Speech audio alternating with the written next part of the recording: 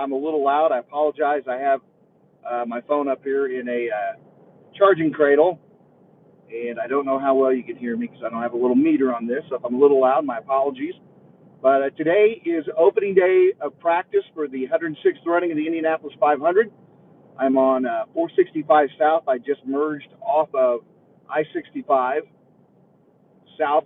I live on the northwest side of Indianapolis, actually a different county, about 20 miles from the Indianapolis Motor Speedway. Grew up in Speedway, Indiana.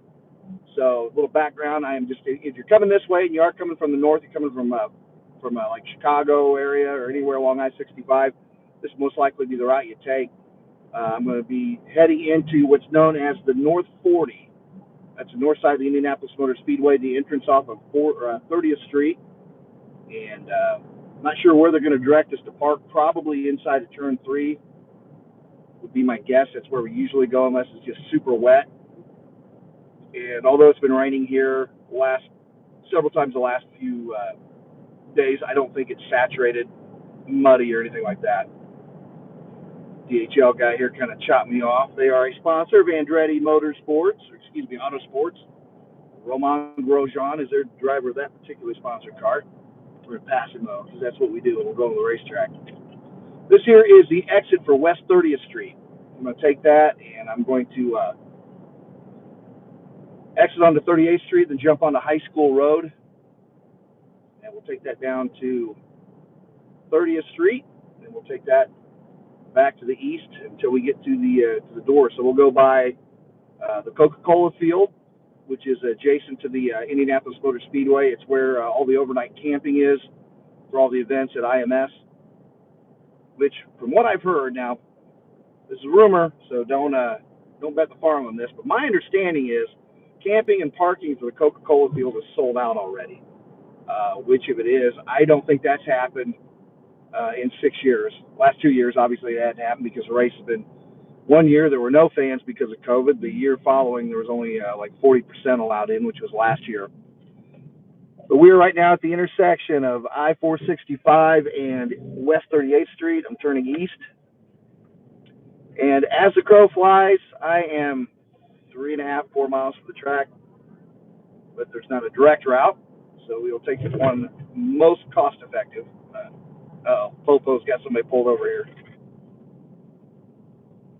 A lot of folks that fly private will land at the small airport that's actually right behind me. If I had to turn right instead of left and gone a quarter of a mile, would have been Eagle Creek Airport. So a lot of that airport is absolutely jam-packed the weekend of the 500. Just everybody and their brother flying in that has that ability. But yep, this is the west side of Indianapolis right here. And we'll go through this light, and the next one up here is going to be High School Road. This is one of the routes in and one of the routes out of the race, or on race day off of IMS. So today is the first day of practice. The Indy Grand Prix, or the GP of Indy, was held over this past weekend on the road course. It was a great race. It rained during the race, and it dried up, and then it rained again, so it made for a really interesting event. Lots of drama, lots of good racing. Check that out. You can see highlights here on YouTube if you don't have Peacock and are not able to watch the whole thing. It was a great race, but they give them 2 days, Sunday and Monday, to reconvert the facility back over for oval use. And we are going to practice. They actually started practicing at 9 a.m. this morning, and they'll go till 6 p.m., and they break it down. It was oval veterans were on the track first. I think then they do oval rookies, and then they open the track back up for everybody. But the reason I'm going down there is I'm going to be filming a lot of this. I've got a credential, so I'm able to get in and out of the pit area, the garage area, and all that.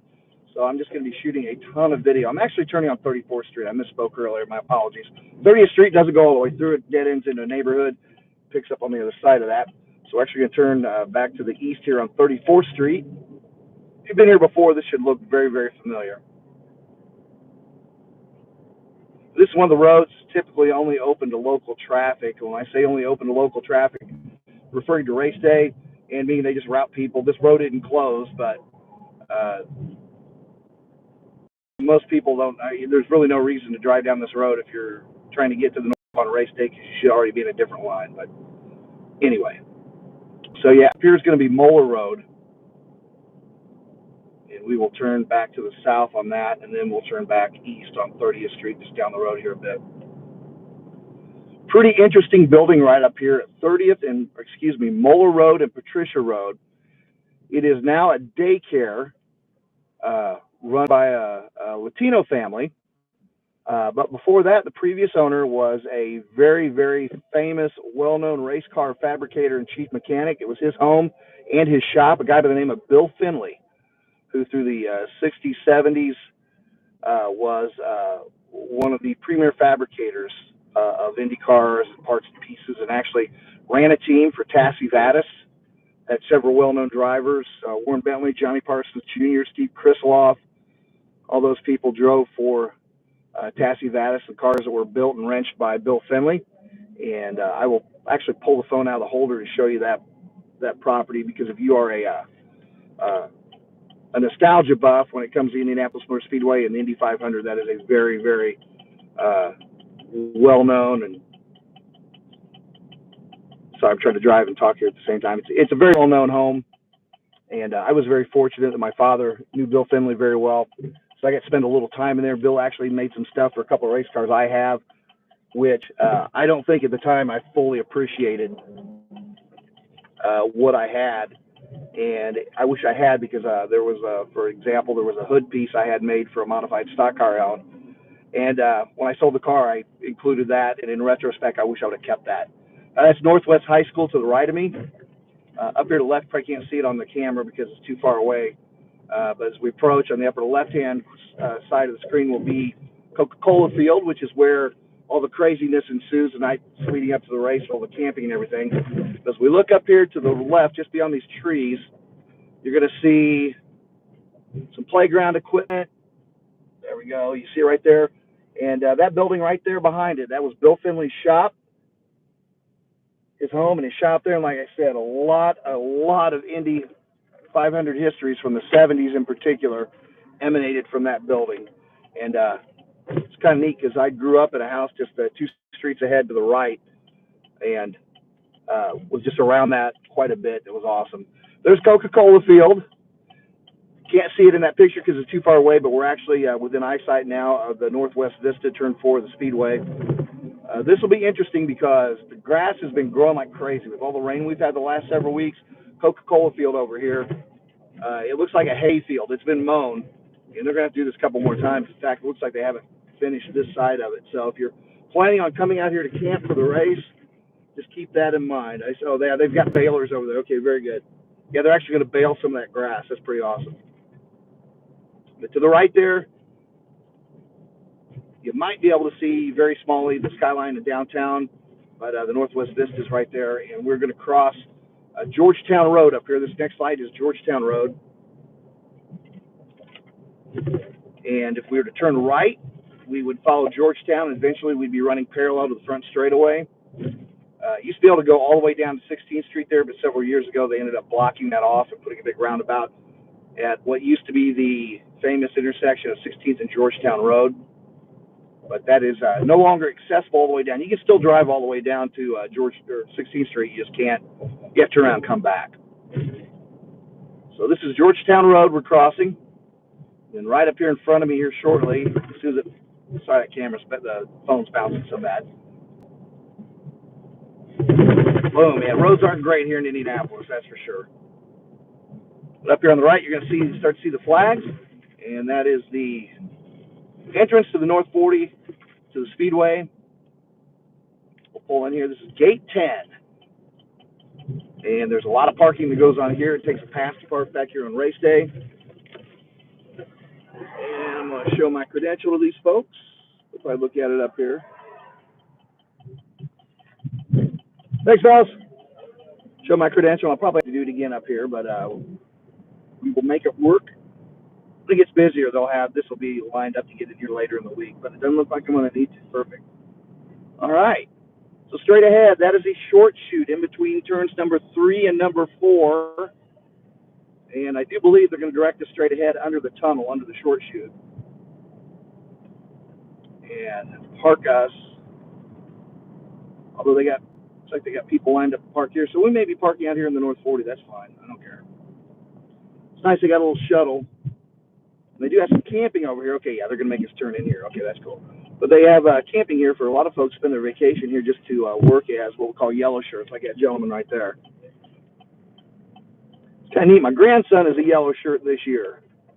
And he works at the museum. So here we go. All these kind folks directing us in when I turn to the right here. Okay, and there you go. There is the short chute. Thank you, sir. All right, well. This one. Watch that big old bump right there. Oh, thank you. I had to knock my teeth out. No. What's good having a big truck? You hit bumps, right? All right, we get to be in the front row. Couldn't quite tell what she was waving me over for.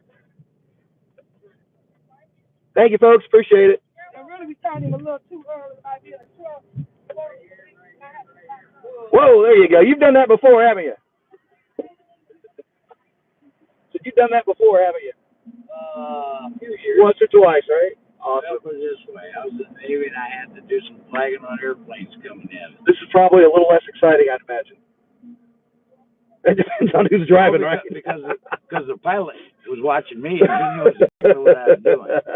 Good point. And the thing is, a lot of the, hate to say it, some of the public don't know what the heck they're doing. They're going this way and that way. They're looking everywhere but right at you. That's awesome. That's right. That's why I go like this and I go like that and they stop. Appreciate your service. Thanks for protecting us all. Really appreciate it. I tried. Appreciate it. All right, let me flip this back around while I can't. So, oh yeah, I can. Here we go. So anyway, stay tuned to the channel. I'm going to be in there. I'll be uploading. It'll probably be this evening before I get anything posted.